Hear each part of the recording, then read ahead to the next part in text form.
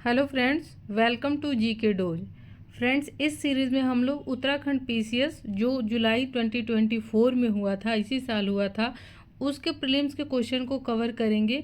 इससे पहले वाले सेशन में हमने इस उत्तराखंड पीसीएस के 1 to 100 क्वेश्चन को ऑलरेडी डिस्कस कर लिया है।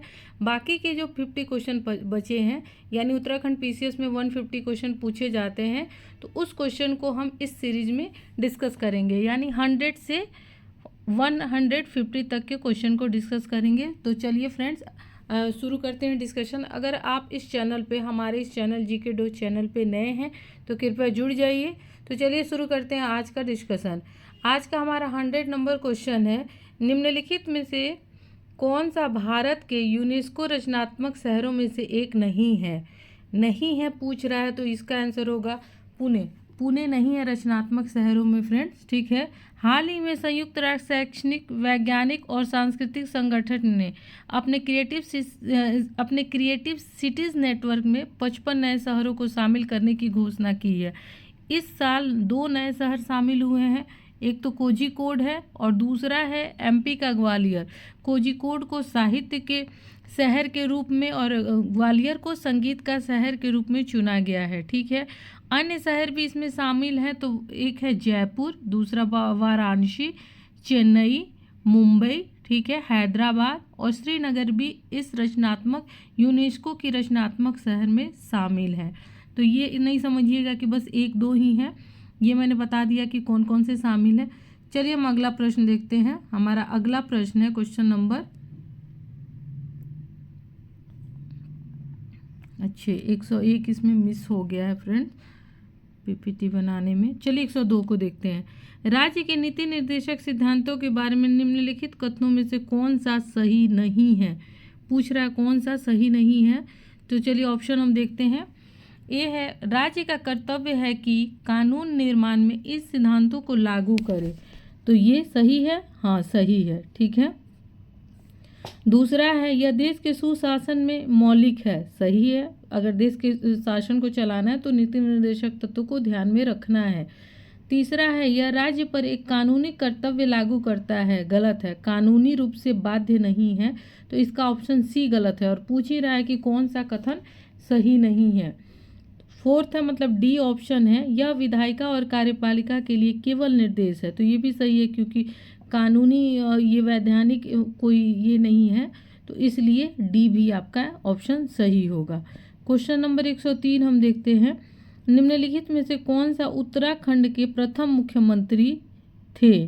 ठीक है, तो 103 का आपका हो जाएगा बी, श्री नित्यानंद स्वामी उत्तराखंड के पहले मुख्यमंत्री थे। अगर आप बिहार यूपी का दे रहे हैं तो बिहार यूपी का याद कर लेंगे, ठीक है। बिहार के श्री कृष्ण सिंह रहे हैं पहले मुख्यमंत्री, ठीक है।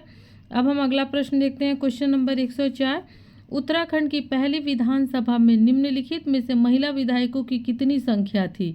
तो ये पूछ रहा है, इसका आंसर होगा डी 4। आप अगर बिहार का देख रहे हैं तो बिहार के लिए आप एग्ज़ाम दे रहे हैं तो बिहार में आप पढ़ लेंगे। अब मैं बिहार स्पेशल जब करवाऊंगी ना, तो ये मैंने क्वेश्चन को अलग से एक लिख के रखा है, मैं वहाँ पे इन सारे क्वेश्चन को कवर करवाऊंगी, ठीक है। अगर यूपी के लिए आप एग्ज़ाम प्रिपरेशन कर रहे हैं तो आप यूपी का देख लीजिएगा। प्रेजेंट टाइम में भी महिला विधायकों की भागीदारी देख लीजिएगा, लोकसभा और विधानसभा दोनों में, ठीक है। चलिए क्वेश्चन नंबर हम 5 देखते हैं, 105 देखते हैं। ये जो है लोकसभा अध्यक्ष के संबंध में पूछा गया है, ठीक है। लोकसभा अध्यक्ष, इस पर पढ़ ही लीजिएगा फ्रेंड्स, एक टॉपिक है, इम्पॉर्टेंट है और पता है आपको क्यों इम्पॉर्टेंट है। अब हम देख लेते हैं क्वेश्चन नंबर 105 का, ठीक है। अध्यक्ष पद ग्रहण करने के समय से 6 महीने के भीतर सदन का सदस्य बनना चाहिए। बताइए ये सही है कि गलत है। यही गलत है, ठीक है। दूसरा है, जब तक यह सदन का सदस्य है तब तक अध्यक्ष रहता है। अच्छा, कौन सा कथन सही नहीं है, ठीक है। जब तक वह, पहला तो गलत है, ठीक है, मैंने पढ़ लिया। दूसरा में मैं पढ़ रही हूँ बी में, जब तक वह सदन का सदस्य है तब तक अध्यक्ष रहता है, ठीक है, सही है। अध्यक्ष लोकसभा के भंग होने पर भी अपने पद पर बना रहता है, सही है। अध्यक्ष को लोकसभा के सदस्यों के द्वारा हटाया जा सकता है, सही है, ठीक है। अब हम इसको देख लेते हैं एक बार कि ये जो लोकसभा अध्यक्ष का जो पद है उसके बारे में देख लेते हैं। भारतीय संविधान के अनुच्छेद कितना में है लोकसभा अध्यक्ष का पद? 93 में, आर्टिकल 93 में है। इसके अंतर्गत जो निम्न सदन है लोकसभा, उसमें 2 अधिकारी का उल्लेख किया गया है 93 में, अध्यक्ष और उपाध्यक्ष दोनों का। प्रत्येक साधारण निर्वाचन के बाद राष्ट्रपति द्वारा, ठीक है, लोकसभा के सदस्य मतलब राष्ट्रपति द्वारा एक नियत दिन फिक्स किया जाता है। उस दिन लोकसभा के सदस्य अपने में से एक को अध्यक्ष के रूप में चुन लेते हैं, ठीक है, अध्यक्ष के रूप में चुन लेते हैं। और ये अपने पद पर तब तक बना रहता है जब तक मतलब कहने का मतलब है कि जो अध्यक्ष है लोकसभा के विघटन पर भी अपना पद रिक्त नहीं करता है, बल्कि वह विघटन के पश्चात होने वाले लोकसभा के प्रथम अधिवेशन के ठीक पूर्व तक अध्यक्ष बना रहता है। अध्यक्ष का पद जो होता है ना, किस परिस्थिति में रिक्त होता है वो भी मैं आपको बता देती हूँ। एक तो त्यागपत्र अगर दे दे, ठीक है, दूसरा, और त्यागपत्र किसको देता है ये पूछा हुआ बीपीएससी का क्वेश्चन है कि लोकसभा अध्यक्ष अपना त्यागपत्र उपाध्यक्ष को देता है, ठीक है, किसको देता है? उपाध्यक्ष को देता है। और लोकसभा के तत्कालीन समस्त सदस्यों के बहुमत से पारित संकल्प द्वारा भी ये पद से हटाया जा सकता है और त्यागपत्र द्वारा भी पद से हटाया जा सकता है। अगला हम प्रश्न देखते हैं, क्वेश्चन नंबर 106। निम्नलिखित में से कौन अब अस्तित्व में नहीं है? ठीक है, बताना है कि कौन सा अब अस्तित्व में नहीं है। राष्ट्रीय महिला आयोग है अभी, अल्पसंख्यक आयोग है अभी, राष्ट्रीय मानवाधिकार आयोग है अभी, योजना आयोग अभी अस्तित्व में नहीं है। तो आंसर आपका होगा योजना आयोग। योजना आयोग को कब ये किया गया था, मतलब कब रद्द किया गया था? तो ये 2014 में रद्द किया गया था, 13 अगस्त को, ठीक है। और इसके जगह पे नीति आयोग का गठन किया गया है। ये भी पूछा हुआ क्वेश्चन है, मैक्सिमम पूछता है। 1 जनवरी 2015 को नीति आयोग का गठन किया गया था। नीति आयोग का फुल फॉर्म भी आप एक बार याद कर लीजिएगा।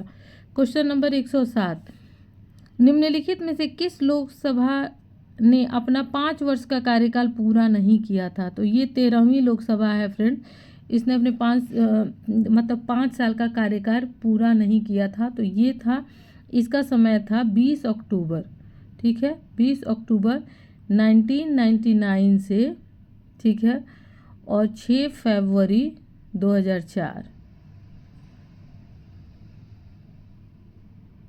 यहाँ स्पेस नहीं है, ठीक है, मैंने लिख दिया। तो आपका आंसर यही होगा, 13वीं लोकसभा। चलिए अगला देखते हैं, क्वेश्चन नंबर 108।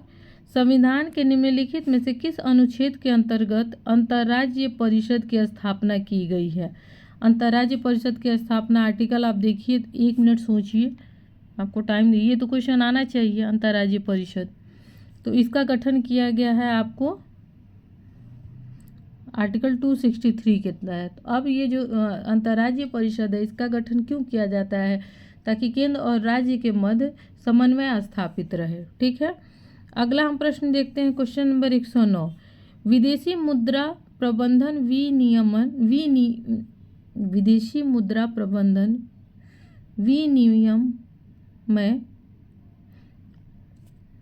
कब अस्तित्व में आया? ठीक है, ये आपको बताना है। तो इसका आंसर होगा फ्रेंड्स डी, 1999 में ये अस्तित्व में आया था, ठीक है।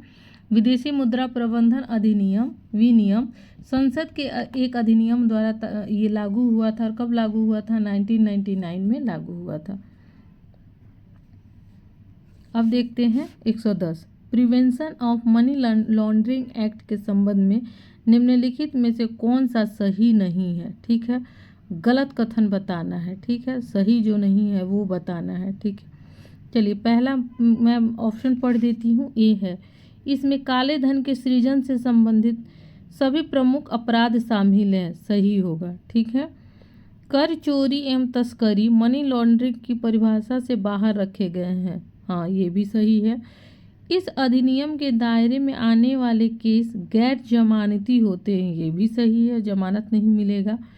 और डी देखते हैं, मनी लॉन्ड्रिंग डायरेक्टर को वित्तीय संस्थाओं द्वारा संधारित रिकॉर्ड मंगवाने का अधिकार नहीं है, ये गलत है, मंगवाने का अधिकार है, ठीक है। किसी भी संस्था से वो रिकॉर्ड मंगवा सकता है, छानबीन कर सकता है। चलिए अगला प्रश्न हम देखते हैं, 111, ठीक है। वैश्विक अर्थव्यवस्था में ब्रिक्स महत्वपूर्ण है, ठीक है। ब्रिक्स के संबंध में निम्नलिखित में कौन सा कथन, ठीक है, निम्नलिखित में से, एक सेकंड मैं इसको थोड़ा सा जूम कर दूं, निम्नलिखित में से कौन सा कथन सही नहीं है? तो मैं ऑप्शन पढ़ती हूँ। ए, इसमें विश्व की जनसंख्या का 40% से अधिक भाग आता है, सही है। यानी ब्रिक्स 40% जनसंख्या का प्रतिनिधित्व करता है, ठीक है। बी है, इसमें विश्व के कुल सकल घरेलू उत्पाद का लगभग 24% भाग आता है, यानी कुल जीडीपी का, वर्ल्ड के कुल जीडीपी का 24%। सी देखते हैं, वैश्विक व्यापार का लगभग 46% व्यापार इसमें सम्मिलित देशों से होता है। ये गलत है फ्रेंड्स, ये आपका 46% नहीं होगा, ये ओनली 16% होगा, ओनली नहीं है फिर भी है। और डी हम देखते हैं, प्रथम ब्रिक्स बैठक 2009 रूस में संपन्न हुई थी, ये सही है। तो ये 16%। ऐसा G20 के बारे में ऑलरेडी पूछ चुका है बीपीएससी में, प्रीवियस बीपीएससी में, तो आप याद रखिएगा। आप वन लाइनर क्वेश्चन नहीं पूछा जा रहा है कि मुख्यालय कहाँ है, मीटिंग कहाँ हुई, ऐसे कोई भी अगर इम्पॉर्टेंट जो समिट है, संस्था है, उसके बारे में 2-4 लाइन पढ़ लीजिए, ठीक है। देख रहे हैं कैसे क्वेश्चन पूछा हुआ है। चलिए अगला प्रश्न हम देखते हैं। सतत विकास रिपोर्ट 2000 जो सस्टेनेबल डेवलपमेंट गोल 2023 के अनुसार भारत का स्थान क्या है?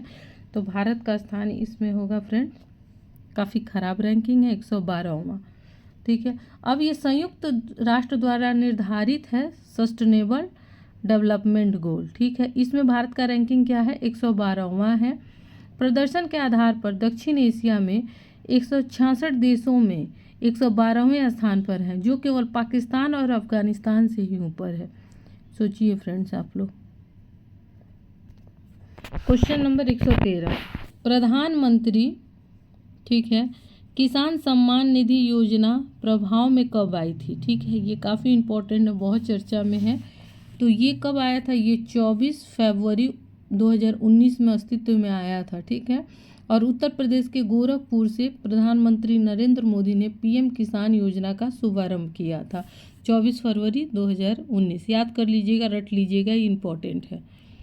क्वेश्चन नंबर 114, जनसंख्या नीति 2000 के अनुसार स्थिर जनसंख्या की स्थिति को प्राप्त करने का दीर्घकाल उद्देश्य है। यानी जनसंख्या नीति 2000 के अनुसार स्थिर जनसंख्या की स्थिति प्राप्त करने का दीर्घकाल उद्देश्य कब तक है? तो ये है 2045 तक, ठीक है। राष्ट्रीय जनसंख्या नीति का दीर्घकालिक उद्देश्य कि 2045 तक स्थिर जनसंख्या प्राप्त करना है, जो सतत विकास, आर्थिक विकास, सामाजिक विकास, पर्यावरण संरक्षण की आवश्यकताओं के अनुरूप हो। सतत विकास इसी को बोला जाता है कि सबका विकास हो, ना कि एक का, ठीक है। चलिए अगला हम प्रश्न देखते हैं। 115, निम्नलिखित में से कौन दक्षिण एशियाई वरीयता व्यापार करार साफ्टा का सदस्य नहीं है? दक्षिण एशियाई वरीयता व्यापार करार साफ्टा का सदस्य नहीं है, तो इसका आंसर होगा फ्रेंड्स ए, चीन नहीं है। मालदीव, बांग्लादेश और ये है क्या बोलते हैं, नेपाल है। अब साफ्टा में कौन कौन से सदस्य देश हैं वो मैं बता देती हूँ। बांग्लादेश है, भूटान है, भारत है, मालदीव है, नेपाल है, पाकिस्तान है, श्रीलंका है, चीन नहीं है, ठीक है। चलिए अगला प्रश्न देखते हैं। क्वेश्चन नंबर 116, किसी अर्थव्यवस्था में खाद्य और ऊर्जा की कीमतों सहित कुल मुद्रास्फीति का माप कहलाता है? ठीक है, अर्थव्यवस्था में खाद्य और ऊर्जा की कीमतों सहित कुल मुद्रास्फीति का माप क्या कहलाता है? तो ये शीर्ष यानी हेडलाइन मुद्रास्फीति कहलाता है, ठीक है। आगे का ऑप्शन पढ़ लीजिए।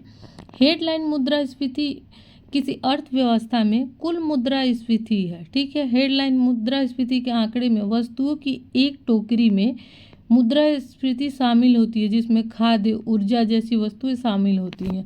यह कोर मुद्रास्फीति भी कहलाता है, ठीक है।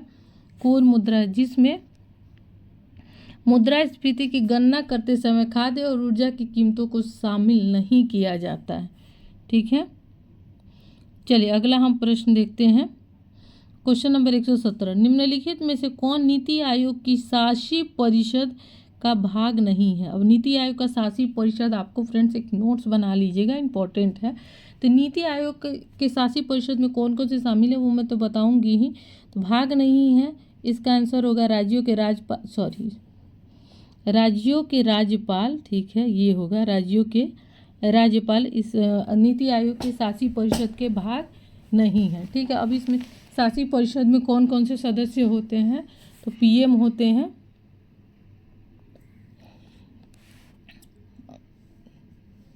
सभी राज्यों और विधानसभा वाले केंद्र शासित प्रदेशों के मुख्यमंत्री, ठीक है, और जो ये क्या बोलते हैं यूटीज हैं उसके उपराज्यपाल, पदेन सदस्य, नीति आयोग के उपाध्यक्ष, आयोग के पूर्णकालिक सदस्य और विशेष आमंत्रित सदस्य शामिल होते हैं। चलिए अगला प्रश्न 118, निम्नलिखित में से कौन उत्तराखंड उच्च न्यायालय में मुख्य न्यायाधीश नहीं रहे हैं।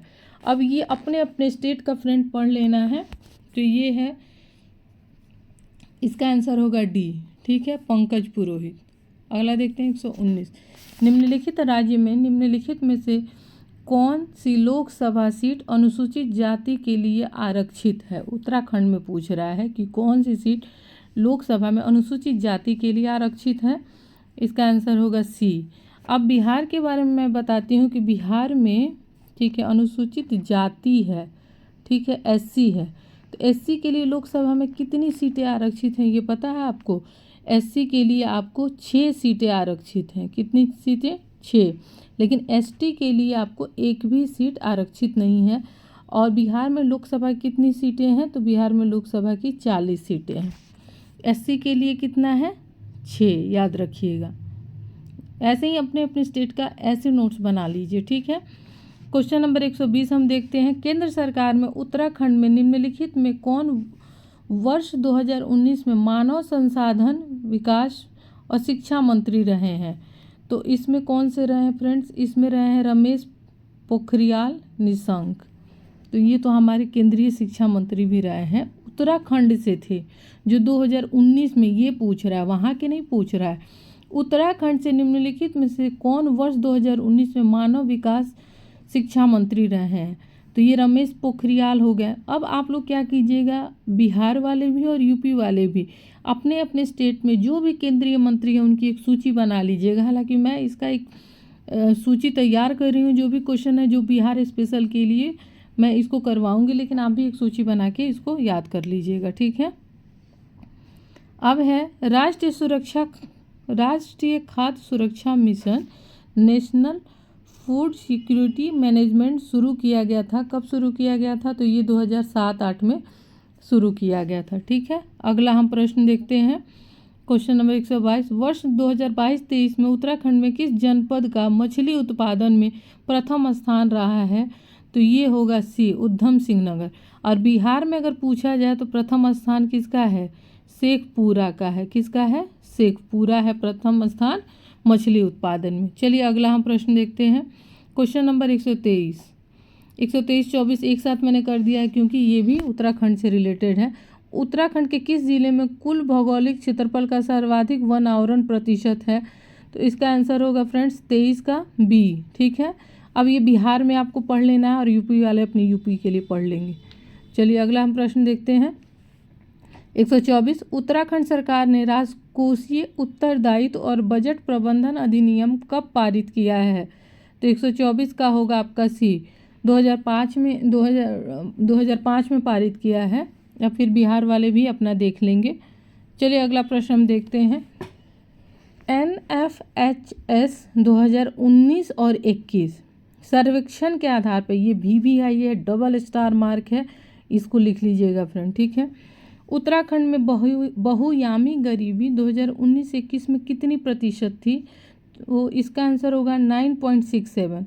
अब मैं बिहार का बता रही हूँ, बिहार में जो गरीबी अभी प्रतिशत है ये नीति आयोग जारी करता है ये रिपोर्ट। तो ये है 33.76%, ठीक है।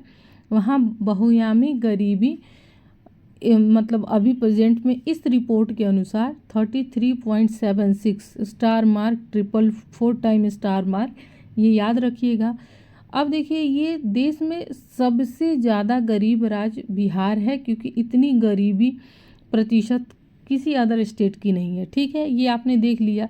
लेकिन इस गरीबी में गिरावट दर्ज की गई है, क्योंकि पहले जो इससे पहले का सर्वेक्षण था ना, उसमें बिहार में गरीबी कितना था, 51.89% था। तो उससे गिरावट दर्ज की गई है, तो स्थिति में सुधार आया है। लेकिन पूरे भारत में सबसे गरीब राज्य ये है, बिहार है। ठीक है, चलिए अगला हम प्रश्न देखते हैं 126 हम देख लेते हैं। गीगा हर्ट्ज पूछ रहा है, गीगा हर्ट्ज जो ये दे रहा है शब्द, कंप्यूटर की किस विशेषता का सूचक है। गीगा हर्ट्ज अगर कंप्यूटर में हम यूज़ करते हैं तो किसका सूचक है, ये रफ्तार का सूचक है, यानी गति का। कंप्यूटर में सीपीयू की गति को गीगा हर्ट्ज में मापा जाता है। ठीक है, चलिए अगला हम प्रश्न देखते हैं 127। निम्नलिखित में से कौन सी 5वीं जनरेशन की एआई प्रोग्रामिंग है।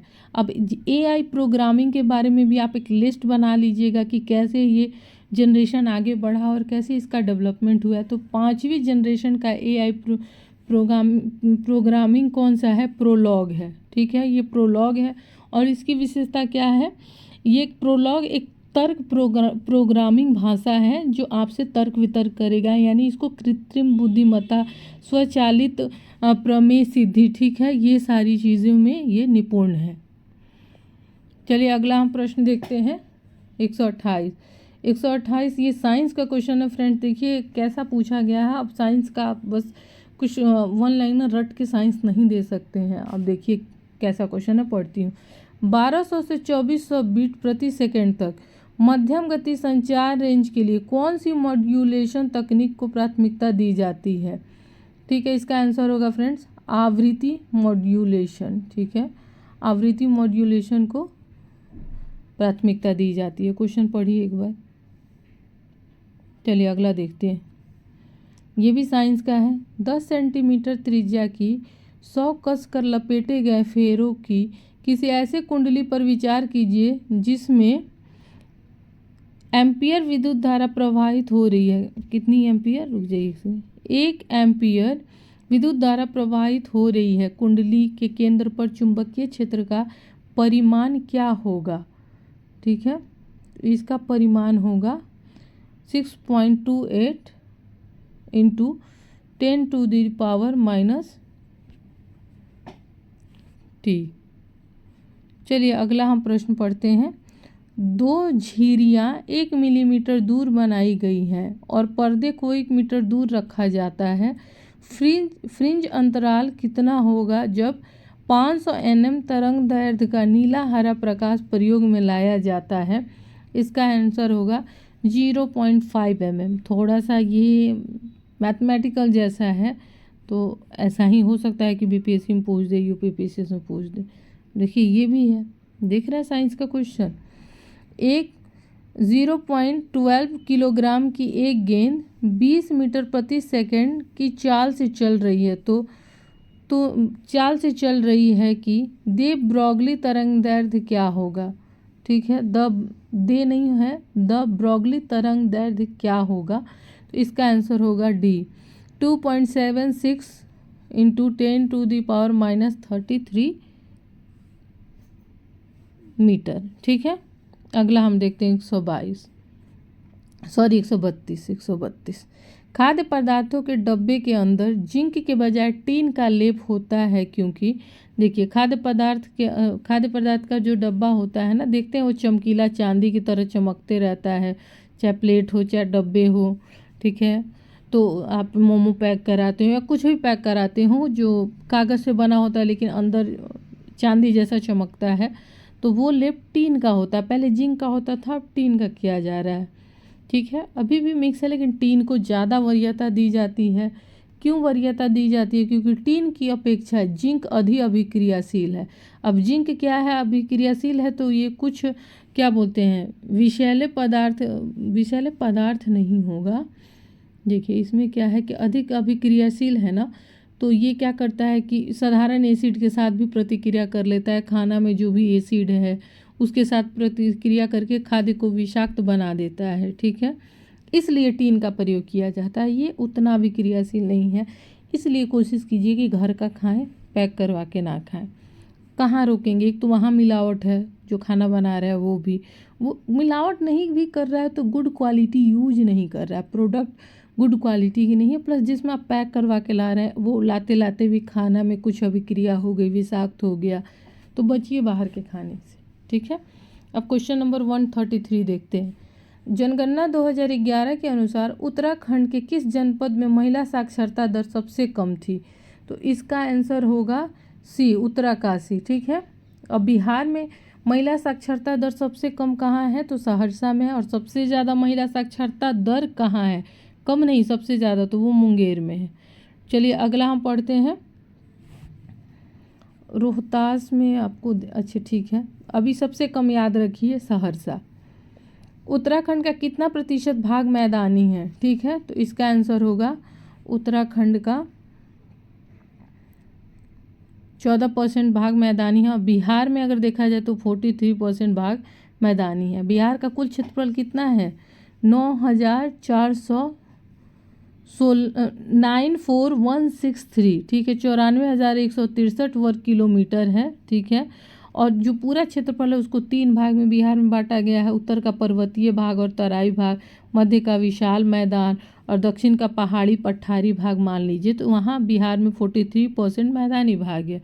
यूपी वाले भी पढ़ लेंगे इसको। चलिए अच्छा, एक और क्वेश्चन है इसमें, एक और हमने नहीं देखा। निम्नलिखित में से कौन सा कार्यक्रम राष्ट्रीय संपोषणीय कृषि मिशन से संबंधित नहीं है?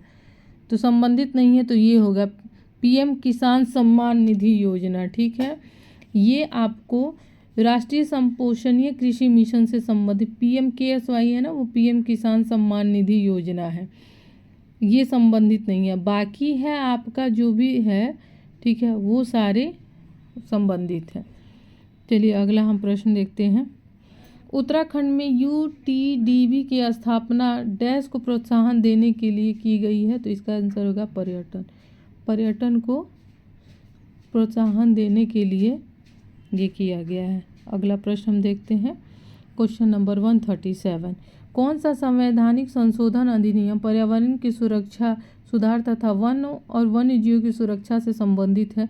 तो ये होगा 1976 42वां संविधान संशोधन, 42nd या 42 कॉन्स्टिट्यूशन अमेंडमेंट एक्ट। ठीक है, CAA द्वारा। ठीक है, इसमें आर्टिकल 48A जोड़ा गया है। ठीक है, जिसमें पर्यावरण से रिलेटेड, ठीक है, ये सब क्लॉज जोड़ा गया है। हालांकि 3 आर्टिकल जोड़ा गया था 42 कॉन्स्टिट्यूशन अमेंडमेंट एक्ट के तहत। ठीक है, एक था 39A समान न्याय और निःशुल्क विधिक सहायता, 39A। फिर है 43A उद्योगों के प्रबंधन में कामगारों की भागीदारी, और 48A जो ये क्वेश्चन में पूछा जा रहा है, पर्यावरण संरक्षण तथा संवर्धन, वन और वन्य जीवों का संरक्षण। ठीक है, अगला हम देखते हैं 138। निम्नलिखित में से कौन सा हाइड्रोफाइट्स को आर्द्र भूमि और दलदल में पनपने में मदद करता है, जहाँ समय समय पर जल स्तर में उतार चढ़ाव होता है? ठीक है, तो इसका आंसर क्या होगा? इसका आंसर होगा सी, एरेनकाइमा उत्तक। ठीक है, अब जो भी एक्वेटिक प्लांट है ना, उनमें एरेनकाइमा उत्तक बना होता है। क्यों? क्योंकि उनके जो ऐसे तने होते हैं ना, उसमें छिद्र, उसमें ऑक्सीजन मतलब भरा होता है इस छिद्र के चलते, जिसके कारण वो हवा भरी होती है, जिसके कारण वो पानी में तैरते हैं। जैसे आपने कमल का फूल देखा होगा, तो ये एक्वेटिक प्लांट में पाया जाता है। ठीक है, क्वेश्चन नंबर 139। ग्लोबल वार्मिंग में विभिन्न ग्रीन हाउस गैसों का सापेक्ष योगदान नीचे दिया गया है। कौन सी मतलब जो जोड़ी सही है ना, उसकी पहचान करनी है। ठीक है, तो इसमें है आपको सी, आपका गलत है। ठीक है, CH4 का योगदान ग्रीन हाउस इफेक्ट में 20% है, CFC का 40% है। CO2 का कितना होना चाहिए बताइए? CO2 का 40 नहीं, CO2 का 60% योगदान है, इसीलिए तो इतना चर्चा होता है CO2 पे।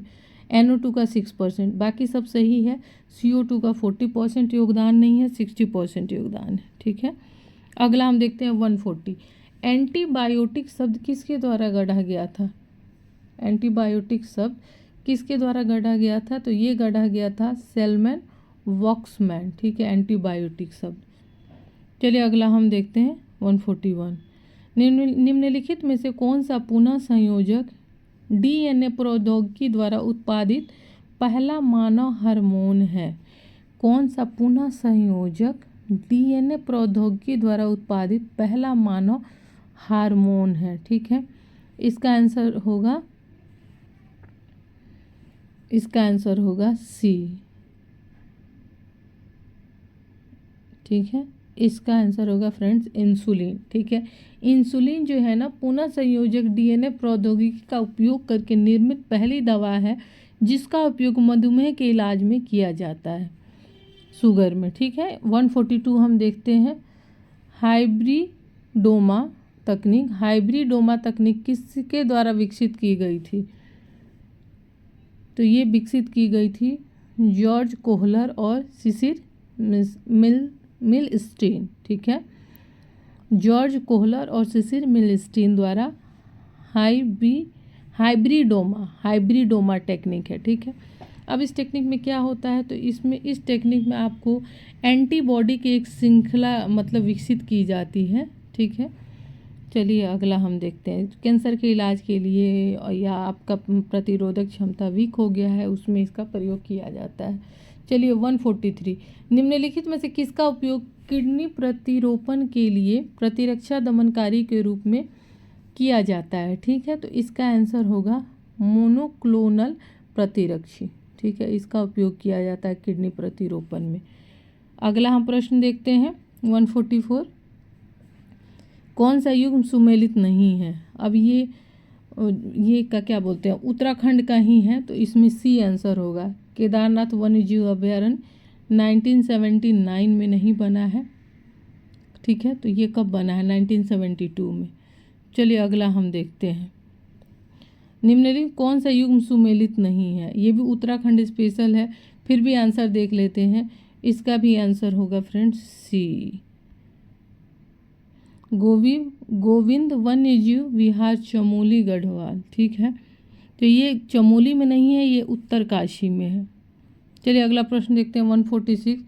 2024 लोकसभा चुनाव के दौरान मालोगाम नाम के जिस पोलिंग स्टेशन पर एक ही वोटर था किस राज्य में स्थित है? इस पोलिंग स्टेशन पे एक ही वोटर था और उसके लिए ही पोलिंग स्टेशन बनाया गया था।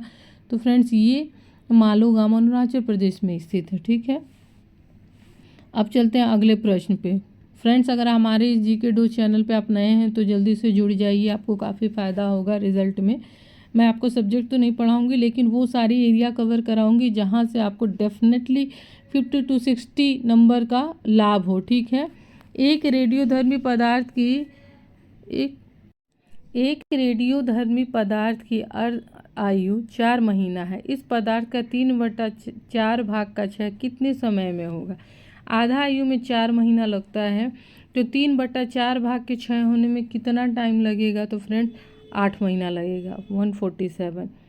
148 देखते हैं निम्नलिखित में कौन सी एक सबसे अधिक क्रियाशील धातु है? तो फ्रेंड्स ऑप्शन के अकॉर्डिंग पोटेशियम होगा, सेकंड में आपका सोडियम होगा। ठीक है, तो ये आप याद रखिएगा, फर्स्ट आपका पोटेशियम होगा, सबसे अधिक क्रियाशील धातु है।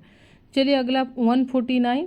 ठीक है, भौगोलिक क्षेत्र जो विशेष रूप से स्थानिक दुर्लभ और संकटग्रस्त प्रजातियों में समृद्ध है अपेक्षाकृत छोटे क्षेत्रों में सीमित एवं निवास स्थान के नुकसान का सामना कर रहे हैं, उन्हें क्या कहा जाता है? उन्हें हॉट स्पॉट कहा जाता है। ठीक है, हॉट स्पॉट कहा जाता है। भारत में जैव विविधता के 4 हॉट स्पॉट हैं। एक तो पहला हो गया, 4 हैं। ठीक है, पहला हो जाएगा आपका हिमालय, दूसरा हो जाएगा पश्चिमी घाट, तीसरा हो जाएगा सुंदरलैंड और चौथा हो जाएगा भारत बर्मा क्षेत्र। ठीक है, इसका मैं यूट्यूब पे कम्युनिटी पोस्ट में ये मैप मैं डाल दूंगी। ठीक है, आप देख लीजिएगा। चलिए अगला प्रश्न हम देखते हैं, क्वेश्चन नंबर 150, और ये आज का हमारा लास्ट प्रश्न है। ठीक है, वे जीव जो 0 से 15 डिग्री सेल्सियस तापमान में सबसे अधिक वृद्धि करते हैं क्या कहलाते हैं? ठीक है, इस तापमान में वृद्धि करते हैं ये जीव, तो इसको क्या कहते हैं? मतलब यानी टेम्परेचर ज़्यादा नहीं चाहिए, इसको कहते हैं साइक्रोफाइल्स। ठीक है। साइक्रोफाइल ये बैक्टीरिया होता है, ठीक है, और ये शीत प्रेमी होते हैं। तापमान 15 डिग्री से कम में इनके लिए अनुकूलतम होता है, ठीक है। तो ये था आज का हमारा टॉप 150। अब फ्रेंड्स ये बताइए कि कल मैं MPPCS का क्वेश्चन डिस्कस करूं या यूपीएससी इस बार जो हुआ है उसका क्वेश्चन डिस्कस करूं। आप मुझे कमेंट सेक्शन में बता दीजिएगा, मैं वो पेपर निकाल के आपके लिए रेडी रखूँगी, ठीक है। चलिए फ्रेंड्स, फिर मिलेंगे कल नए सीरीज के साथ, नए टेस्ट पेपर के साथ। पढ़ते रहिए, स्वस्थ रहिए, मस्त रहिए और एकदम कमर कस लीजिए, एकदम जान लगा दीजिए फ्रेंड्स, पढ़िए लेकिन, ठीक है। फिर मिलेंगे कल, तब तक के लिए जय हिंद।